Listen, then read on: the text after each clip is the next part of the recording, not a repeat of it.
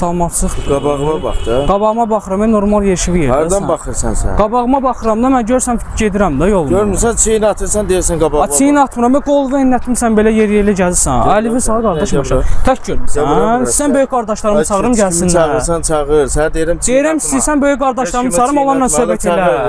Aziz gözümdə görsən məni. Get kimsən çağır. Deyirəm aziz gözümdə görsən məni. Niyə ilişirsən ona?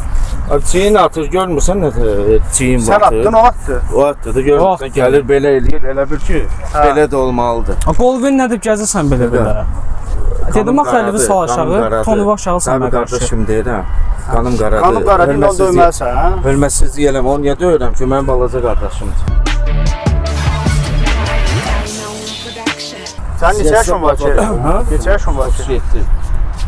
Sən karyeranı bitirmirsən çoxdan. Əlbəttə. Hörmətsizlik eləmə, yaxşı? Hörmətsizlik eləmirəm. Yaxşı.